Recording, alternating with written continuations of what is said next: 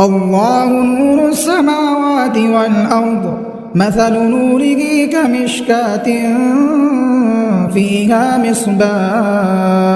और सूरह माइदा में फरमाया, या अय्युहर रसूल बल्लिग मा उन्ज़िला इलैका मिन रब्बिक। अस्सलामु अलैकुम वरहमतुल्लाहि वबरकातुहू। मैं हूं आपका मेजबान फजले रहमान रहमानी।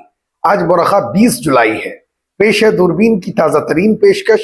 आज दूरबीन के अहम मौज़ूआत हैं। उत्तर प्रदेश की मंदिर के एक पुजारी ने 2 मुस्लिम नौजवानों के खिलाफ पुलिस में शिकायत की थी कि उन्होंने मंदिर में रखी मूर्तियों को तोड़ दिया। ताहम पुलिस तहकीकात में सनसनीखेज बातें सामने आईं। आज की दूरबीन में जानिए और देखिए इस मामले की पूरी तफसील।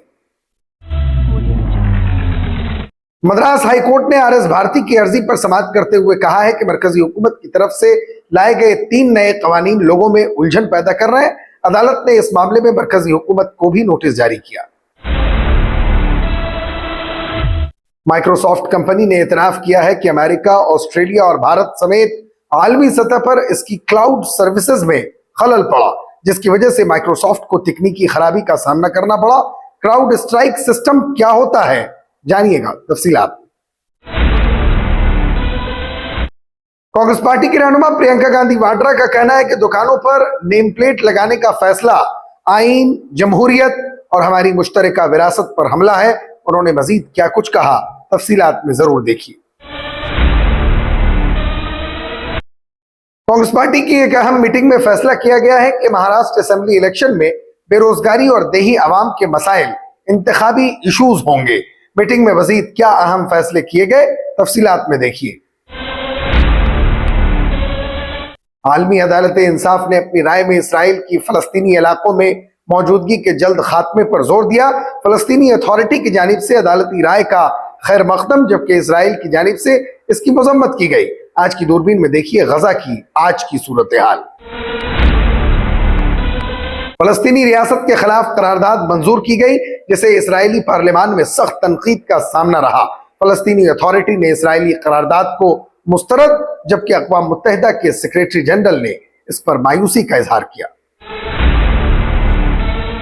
अमेरिकी इलेक्शन के पेश नजर साबिक सदर डोनाल्ड ट्रंप ने रिपब्लिकन पार्टी की नामजदगी कबूल कर ली। साबिक सदर ने नाकाम कातिलाना हमले के बाद अपनी पहली तकरीर में कहा कि वो इस वाक़े के वक्त खुद को महफूज महसूस कर रहे थे, क्योंकि खुदा उनके साथ था। ट्रंप ने सदारती इंतखाब जीतकर आलमी तनाज़ुआत खत्म करने का दावा किया। भारत में ज़ेर तालीम बांग्लादेशी तलबा ने वज़ीर आज़म शेख हसीना से मुल्क में जारी पुरतशद्दुद मुजाहिरों को फौरी तौर पर रोकने के लिए तलबा के मुतालबात तस्लीम करने की अपील की है। बांग्लादेशी तलबा इस वक्त खौफ में मुब्तला हैं, क्योंकि उनमें से बहुत से तलबा इंटरनेट सर्विस मुअत्तल होने की वजह से अपने घर वालों से राब्ता नहीं कर पा रहे हैं। हिंदुस्तान ने 40 दिनों के अंदर पाकिस्तान को 3 अलग अलग क्रिकेट टीमों को शिकस्त दी है। गुज़िश्ता रोज खातून क्रिकेट टीम को भी पाकिस्तान के खिलाफ एक शानदार जीत मिली। तफसीलात में देखिए भारत की जीत का सिलसिला। आप हमें YouTube पर देखने के अलावा हमारे तमाम सोशल मीडिया पेजेस पर भी फॉलो कर सकते हैं। आप फिक्र नजर उर्दू का प्रोग्राम दूरबीन देख रहे हैं। उत्तर प्रदेश में सिद्धार्थनगर की एक मंदिर में नस्ब भगवान की मूर्ति को तोड़ने के मामले में पुलिस ने सनसनीखेज इंकशाफ किया है। पुलिस के मुताबिक मूर्ति को तोड़ने वाला कोई और नहीं बल्कि मंदिर का पुजारी ही है। पुजारी ने महल्ले के 2 मुस्लिम कम्युनिटी के लड़कों पर मूर्ति तोड़ने का इल्जाम लगाया था। पुजारी का उन 2 लड़कों के घर वालों से झगड़ा था, इसलिए पुजारी ने उन लड़कों के खिलाफ पुलिस में FIR दर्ज कराई, लेकिन तफ्तीश के दौरान हकीकत सामने आ गई और पुजारी पकड़ा गया। दरअसल पूरा मामला सिद्धार्थनगर जिला के कथेला समारमाता थाने के तहत गांव तोलीवा का है। यहाँ चंद रोज कबल मंदिर की मूर्तियों को किसी नामालूम शख्स ने नुकसान पहुंचाया था। ताहम इसके लिए पुजारी करचारम ने 2 लड़कों मन्नान और सोनू पर इल्जाम लगाया था। पुजारी ने दावा किया था कि दोनों लड़कों ने मंदिर में पूजा कीर्तन न करने की भी धमकी दी थी, लेकिन जब पुलिस ने CCTV कैमरे वगैरह के जरिए जांच शुरू की तो पता चला कि वाकया के वक्त मंदिर के आसपास पुजारी के अलावा कोई और शख्स मौजूद ही नहीं था और अतराफ में सिर्फ चंद छोटे छोटे बच्चे खेल रहे थे। जब उन बच्चों से पूछा गया तो उन्होंने बताया कि मूर्ति खुद पुजारी ने तोड़ी है। जिसके बाद पुलिस ने पुजारी करचारम को हिरासत में लेकर उससे अच्छी तरह पूछगछ की। पुलिस की सख्ती से करचारम टूट गया और उसने अपने जुर्म का एतराफ कर लिया। पुजारी करचारम ने पुलिस को बताया कि उसका मन्नान और सोनू के खानदानों के साथ मुसलसल झगड़ा था, इसलिए वो उससे बदला लेने के लिए दोनों लड़कों को फंसाना चाहता था। इसलिए उसने खुद ही मूर्ति को तोड़ा और फिर मन्नान और सोनू पर इसका इल्जाम लगाते हुए पुलिस में फर्जी रिपोर्ट दर्ज कराई। आज दिनांक 16/7/2024 को जनपद सिद्धार्थनगर के थाना कठेला समय माता के अंतर्गत पड़ने वाले गांव तौली हवा में स्थित मंदिर के पुजारी श्री कृचराम ने थाने पे आकर कह रही थी कि उसी गांव में रहने वाले 2 मुस्लिम लड़कों जिनका नाम मन्नान और सोनू है, मंदिर में रखी हुई गणेश जी की प्रतिमा को तोड़ दिया है। इस सूचना पर थाना स्थानीय द्वारा मामले की गंभीरता को देखते हुए तत्काल मुकदमा अपराध संख्या 94/2024 अंतर्गत धारा 298 115 BNS दर्ज किया गया। इसके बाद थाना स्थानीय की पुलिस मैं क्षेत्राधिकारी सौरभगढ़ और उप जिलाधिकारी सौरभगढ़ मौके पर पहुंचे। मौके पर पहुंचकर हमारे द्वारा जांच की गई। तो जांच के दौरान यह प्रकाश में आया कि जिस समय प्रतिमा खंडित की गई थी उस समय वहाँ 8-10 साल के 3-4 बच्चे खेल रहे थे। उन बच्चों ने बताया कि इस प्रतिमा को साधु बाबा ने तोड़ा है। बच्चों की बात पर विश्वास करते हुए पुजारी जी से गहनता से पूछताछ की गई। गहनता से पूछताछ करने पर पुजारी जी ने बताया कि इन दोनों लड़कों मन्नान और सोनू के परिवार से उनका झगड़ा चलता रहता है। उनसे परेशान होकर उनको मुकदमे में फंसाने के उद्देश्य से उन्होंने मूर्ति तोड़ दी और इस आशय की तहरीर थाना स्थानीय पर दे दी। उन्होंने अपने जुर्म का इकबाल किया। आरोपी पुजारी जी के खिलाफ विधिक कार्रवाई अमल में लाई जा रही है। मौके पर शांति व्यवस्था बनेगी। मद्रास हाईकोर्ट ने गुज़िश्ता रोज डीएमके की दरखास्त पर मरकज को नोटिस जारी करने का हुक्म दिया, जिसमें मरकजी हुकूमत की तरफ से लाए गए 3 नए फौजदारी कवानीन को गैर आईनी और इख्तियार के बगैर करार दिया गया। अदालत ने कहा कि मरकजी हुकूमत की तरफ से लाए गए कवानीन लोगों में उलझन पैदा कर रहे हैं। 1 जुलाई से नाफिज होने वाले 3 कवानीन Indian justice code, Indian civil defence code और इंडियन एविडेंस एक्ट ने Indian penal code, code of criminal procedure और इंडियन एविडेंस एक्ट की जगह ले ली है। दरखास्त की समाअत जस्टिस SS सुंदर और जस्टिस N सेंथल कुमार की डिवीजन बेंच ने की। समाअत के बाद बेंच ने मरकज को नोटिस जारी करने का हुक्म दिया और जवाब देने के लिए 4 हफ्ते का वक्त दिया। दरखास्त गुजार के मुताबिक हुकूमत ने तीनों बिल मुतारफ कराने और उन्हें बगैर किसी मानी खेज बहस के पार्लियामान से मंजूर करवा दिया। माइक्रोसॉफ्ट में तकनीकी खराबी ने भारत, ऑस्ट्रेलिया, जर्मनी, अमेरिका, बरतानिया समेत दीगर ममालिक में कई IT सिस्टम्स को मुतासिर किया है। सॉफ्टवेयर की खराबी की वजह से मुल्क की एयरलाइंस, बैंकों और सुपरमार्केट्स की खिदमत भी मुतासिर हुई हैं। दुनिया भर में कई परवाजें मनसूख कर दी गई। न्यूज रीडर को नशरियात में मुश्किलात का सामना करना पड़ा। इस साइबर बंदिश ने ऑस्ट्रेलिया और दुनिया भर में लाखों IT निजाम को मुतासिर किया है, जिसका ताल्लुक अमेरिकी साइबर सिक्योरिटी फराहम करने वाले क्राउड स्ट्राइक और उसके सॉफ्टवेयर फाल्कन सेंसर से है। क्या आपने ये 2 इस्तिलाहात क्राउड स्ट्राइक और फाल्कन सेंसर समझा? नहीं समझा तो मैं समझाता हूं।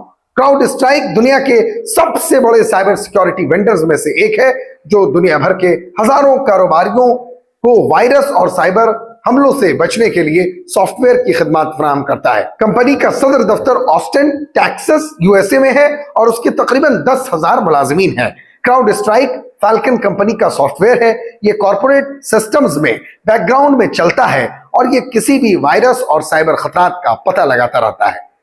ये भी समझिए कि ये कैसे मुतासिर हुआ। दरअसल इस बंदिश की वजह से माइक्रोसॉफ्ट लैपटॉप और PC पर नीली स्क्रीन नमूदार हो गई, यानी मुलाजिमीन और सारिफीन अपने सिस्टम तक रसाई हासिल करने से कासिर थे।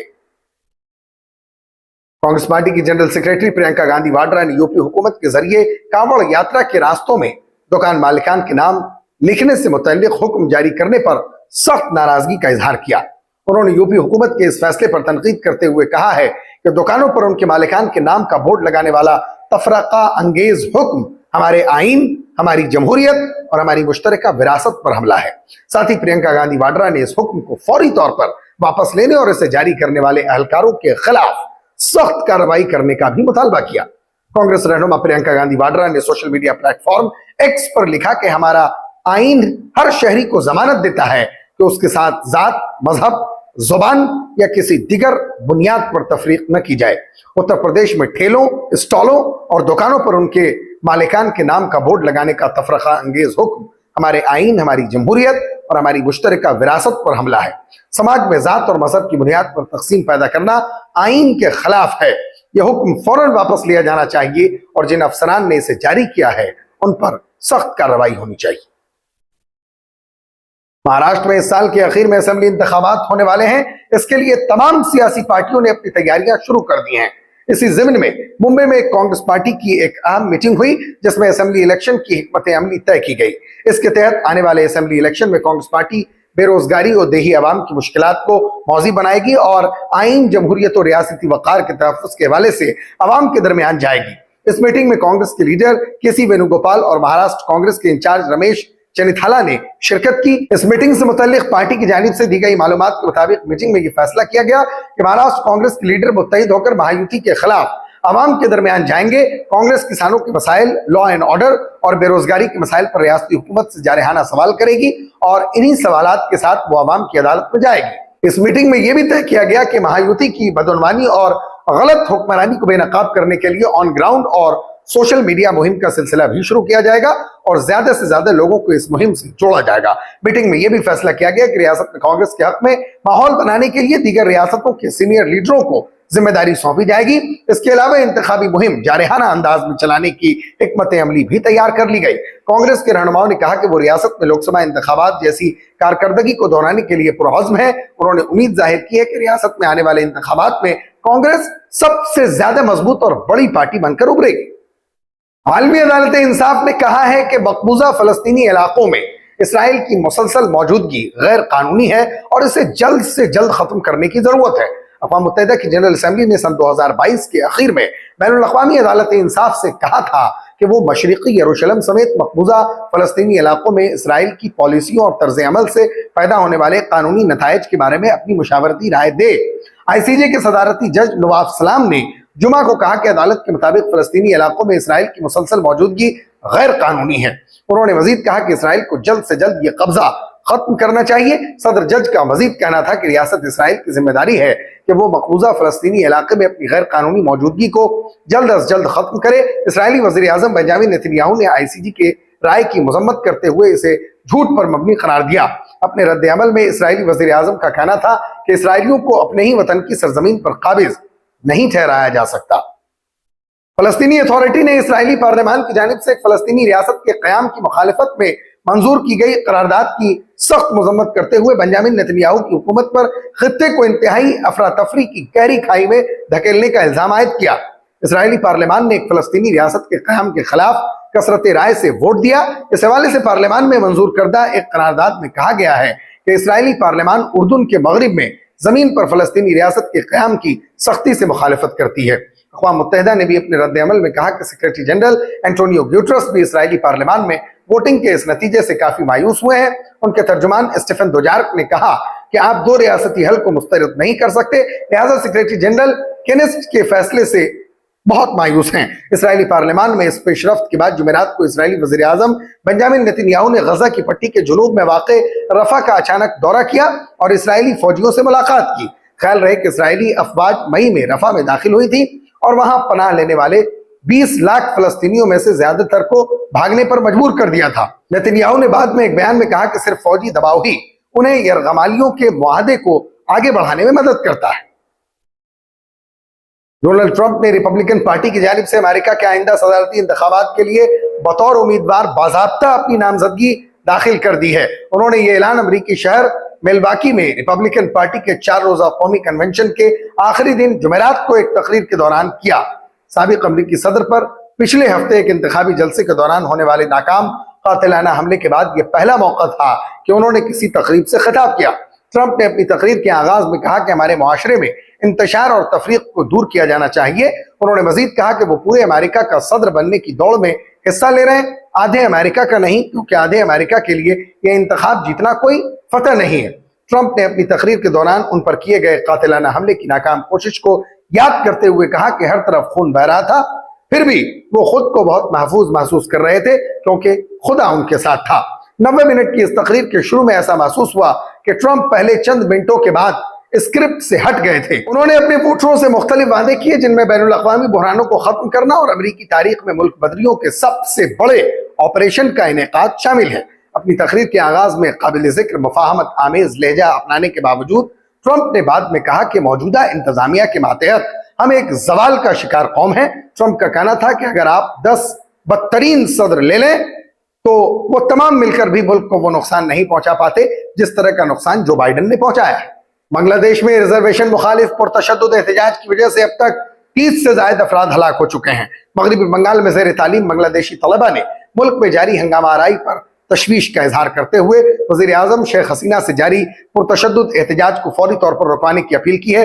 तलबा का कहना है कि इस तहरीक की वजह से पूरे बांग्लादेश में खौफ व हरास का माहौल है और बोलपुर की विश्व भारती यूनिवर्सिटी में ज़ेर तालीम बांग्लादेशी तलबा भी काफी परेशान हैं क्योंकि उन्हें सोशल मीडिया समेत दीगर वेबसाइट से मौत, आतिशजनी, जख्मी होने की खबरें मौसूल हो रही हैं। मुल्क में इंटरनेट सर्विस बंद होने की वजह से बहुत से तलबा अपने घर वालों से बात नहीं कर पा रहे हैं जिसकी वजह से भी वो बहुत खौफजदा हैं। बांग्लादेश हुकूमत के मुताबिक रिजर्वेशन मुखालिफ एहतजाज में अब तक 39 लोगों की मौत हो चुकी है, लेकिन जराए का कहना है कि इस पुरतशद्दुद मुजाहरे में हलाकतों की तादाद हुकूमत की जानिब से दिए गए आदादुशुमार से कहीं ज्यादा है। विश्व भारती के तलबा का कहना है कि मुल्क की सूरत हाल को अल्फाज में बयान नहीं किया जा सकता। कितनी माओं ने अपने बेटे खो दिए, कितनी बहनों ने अपने भाई खो दिए। अब हम अपने मुल्क में मजीद लोगों को मरते नहीं देखना चाहते। ये खौफनाक सूरत हाल है। मगरबी बंगाल में बैठकर सोशल मीडिया पर वहां से तमाम खबरें हासिल कर रहे हैं। उनका मजीद कहना था कि हम वजीर आजम से दरखास्त करते हैं कि तलबा के मुतालबात तस्लीम किए जाएं। विश्व भारती की बांग्लादेशी तलबा दीपा साहा ने कहा कि बांग्लादेश में इंटरनेट बंद होने की वजह से वो अपने खानदान से बात नहीं कर पा रही हैं। बांग्लादेश हुकूमत के मुताबिक अब तक 39 मुजाहिरीन हलाक हो चुके हैं। ताहम जराए का कहना है कि मरने वालों की तादाद इससे कहीं ज्यादा है। इस तशद्दुद में मरने वालों में ज्यादातर नौजवान हैं जिनकी उम्रें 30 साल के करीब बताई जाती हैं। मुल्क के हालात बेहतर नहीं है। हर तरफ मुजाहरे, आतिशजनी, तोड़फोड़, हमले, फायरिंग और बदअमनी जोरों पर है। हुकूमत ने मुल्क में इंटरनेट कनेक्शन भी मुनक़ते कर दिया है। आपको बता दूं कि बांग्लादेश को 1971 में आजादी मिली और यहाँ आजादी के बाद से रिजर्वेशन का निजाम नाफिज है। इसके तहत जंग आजादी में शरीक होने वालों के बच्चों को 30%, मुल्क के पसमानदा तबके के नौजवानों के लिए 10%, अक़लियतों के लिए 5%, खवातीन के लिए 10% और माजूरों के लिए 1% रिजर्वेशन का उसूल था। इस तरह बांग्लादेश में सरकारी मुलाजमतों में 56% रिजर्वेशन था। साल 2018 में बांग्लादेश के नौजवानों ने इस रिजर्वेशन के खिलाफ एहतजाज किया था और कई माह तक जारी रहने वाले इस एहतजाज के बाद बांग्लादेश हुकूमत ने रिजर्वेशन खत्म करने का भी ऐलान कर दिया। लेकिन 5 जून को बांग्लादेश की सुप्रीम कोर्ट ने मुल्क में दोबारा रिजर्वेशन के पुराने निजाम को नाफिज करने का हुक्म दिया। शेख हसीना हुकूमत ने सुप्रीम कोर्ट के फैसले के खिलाफ अपील भी की। ताहम सुप्रीम कोर्ट ने हुक्म को बरकरार रखा, जिसके बाद तलबा मुश्तइल हो गए और उन्होंने एहतजाज शुरू कर दिया। हिंदुस्तान और पाकिस्तान के दरमियान क्रिकेट मैच का इंतजार हर किसी को रहता है। क्रिकेट के मैदान में दोनों टीमों को आमने सामने देखने के लिए सभी बेकरार नजर आते हैं। अभी ज्यादा दिन नहीं हुए हैं जब एशिया कप में रोहित ब्रिगेड ने बाबर आजम की टीम को इंतहाई दिलचस्प मुकाबले में शिकस्त दी थी, और फिर चंद रोज पहले ही की बात है कि जब world championship of legends cricket के फाइनल में इंडिया चैंपियंस ने पाकिस्तान चैंपियंस को हराकर खिताब अपने नाम कर लिया।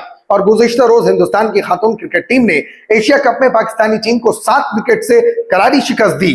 गोया के 40 दिनों के अंदर हिंदुस्तान की 3 मुख्तलिफ क्रिकेट टीमों ने पाकिस्तान की 3 मुख्तलिफ टीमों को शिकस्त से दोचार किया। दरअसल दाम्बोला में 8वीं खातून एशिया कप T20 टूर्नामेंट की शुरुआत हुई है।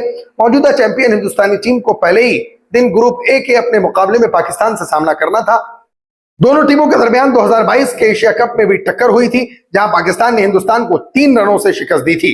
यानी गुज़िश्ता रोज हिंदुस्तानी टीम ने अपना हिसाब बराबर कर लिया।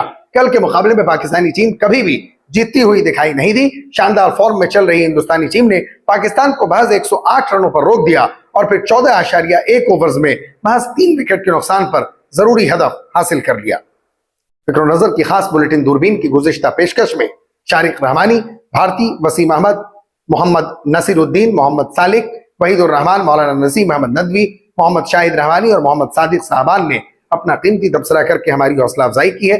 हम अपने तमाम नाजरीन का शुक्रिया अदा करते हैं। आप मुझसे और हमारे साथियों से फेसबुक पर भी राब्ता कर सकते हैं। हमारा फेसबुक पेज है फिक्र नजर ऑफिशियल। शुक्रिया।